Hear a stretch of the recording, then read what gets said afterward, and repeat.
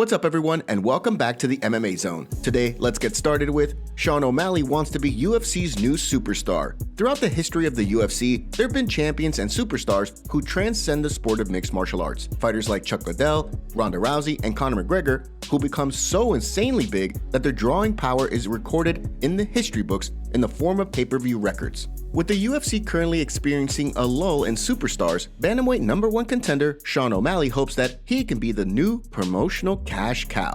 During a recent episode of the Bro Malley Show, the streaking contender spoke about the lack of superstars in the UFC. While John Jones is set to return at UFC 285 and will likely do big pay-per-view numbers, O'Malley is not ready to talk about his future fights until he actually competes and ends his 3-year hiatus. At the same time, he believes Paddy Pimblett, who many have tapped to be the UFC's new superstar, isn't at a point in his career where he can hold that distinction. In his eyes, he is the only one who's in a position to emerge as a true pay-per-view superstar. The only person I can think of is the Sugar Show. That's like has the potential to be that mother.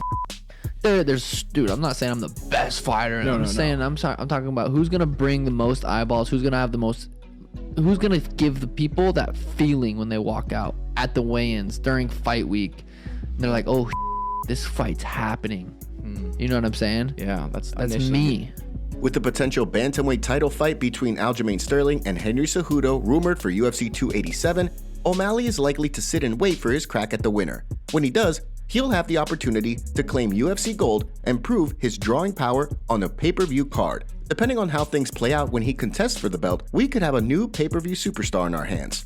Beneil Dariush reveals big fight in the works for May. According to streaking lightweight contender Beneil Dariush, the UFC is reportedly working on a massive fight between he and former 155-pound champion Charles Oliveira. With Dustin Poirier stating late last year that a fight with Dariush wasn't all that exciting to him, many wondered what the UFC would do with the #4 ranked lightweight. During a recent interview with the Schmo, Dariush spoke about his return to the octagon, revealing that he sustained a torn MCL prior to his UFC 280 fight with Mateusz Gamrot.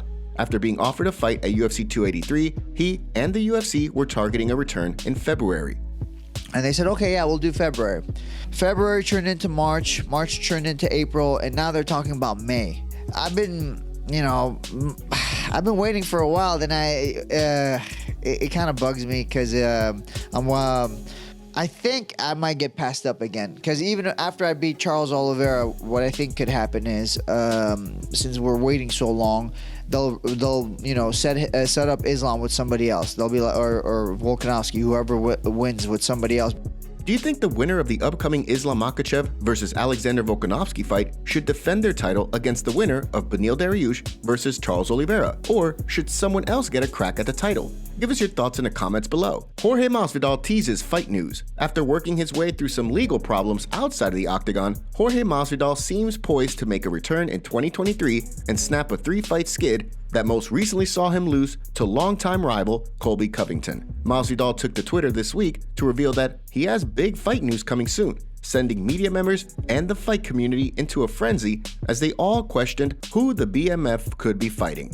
Gilbert Burns was quick to respond to Masvidal, questioning whether the two could collide at UFC 286 in London. Burns, of course, had been campaigning pretty hard for a fight with Masvidal. Prior to being booked for a UFC 283 fight with Neil Magny, Burns had repeatedly called Masvidal out and even accused him of turning down the fight at one point. At the same time, many wondered whether the UFC could potentially be looking to book Masvidal to coach opposite Conor McGregor on the upcoming season of The Ultimate Fighter, after the Irish superstar casually revealed this week that he had been offered an opportunity to coach another season of the reality show. Who do you want to see Masvidal fight against? Give us your thoughts in the comments section below. Before we continue, make sure you give that like button some love and be sure to subscribe to the MMA Zone for all of the latest news. Tom Aspinall provides injury update. When Tom Aspinall stepped into the octagon at UFC Fight Night London this past summer, many thought he was about to cement his place as one of the heavyweight division's top contenders by defeating Curtis Blaydes. Unfortunately for Aspinall, just 15 seconds into the fight, he went down with a torn MCL, torn meniscus, and ACL damage. While he hoped to be back in the octagon in time for UFC 286 in London, Aspinall is just now getting back to sparring. He released an update on his Instagram story for his fans. So far, there's been no news on who the 6th-ranked heavyweight could potentially face when he returns to the octagon. With Tai Tuivasa just ahead of him in the rankings, the UFC could look to match the two up for a fight. In addition, the UFC could look to book a rematch between Aspinall and Curtis Blades after the first fight ended so quickly. So, who do you want to see Aspinall return against? Give us your thoughts in the comments below. UFC fight updates, booking announcements, and roster news. This week, we saw a handful of exciting fights announced, as well as some big updates to existing bookings. On February 11th, a previously scheduled fight between Tyson Pedro and Zhang Ming Yang will now see Pedro fight Modestas Bukauskas at UFC 284. The fight will be Bukauskas' first fight back in the UFC after winning the Cage Warriors Light Heavyweight Championship on New Year's Eve.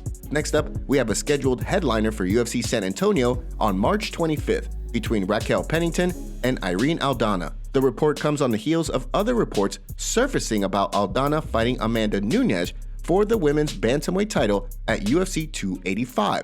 With the latest news, Nunes now remains free for a potential trilogy fight with Juliana Pena. UFC 287 also received an exciting update. According to reports, Gerald Meerschaert will return to action against Jove Pfeiffer on April 8th, making yet another thriller for the card. Meerschaert is fresh off a submission win over Bruno Silva in August, while Pfeiffer recently picked up a big first-round victory in his UFC debut. Later that same month, Bobby Green and Jared Gordon will clash on April 22nd, marking Gordon's return to the octagon following a controversial loss to Paddy Pimblett. On the flip side, Green is looking to snap a two-fight skid that recently saw him knocked out by Drew Dober. Last but certainly not least, reports have indicated that Shamil Abdurakhimov has been released by the UFC in the midst of a 4-fight losing streak spanning several years.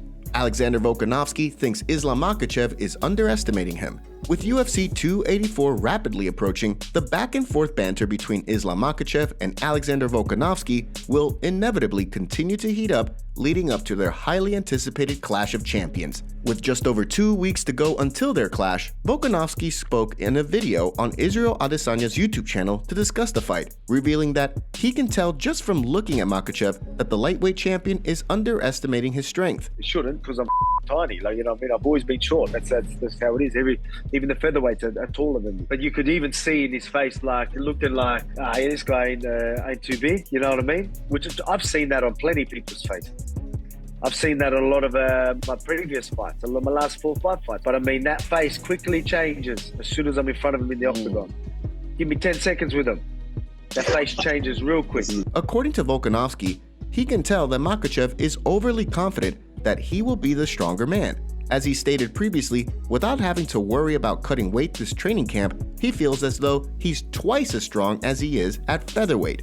Given that he used to weigh in excess of 200 pounds during his days as a professional rugby player, Volkanovski will be no stranger to carrying around an extra 10 pounds when the two clash. Although it seems to be more a question of how Volkanovski deals with inevitably being taken down by the lightweight champion, he stated that he doesn't think there's any way Makhachev holds him on the ground for long.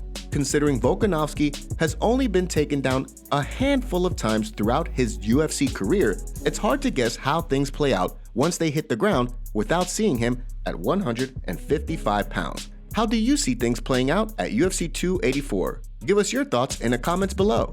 Thank you so much for joining us today. What do you make of what's going on in the fight world? Make sure to like this video and subscribe to the channel to stay up to date on all the latest news from the MMA Zone.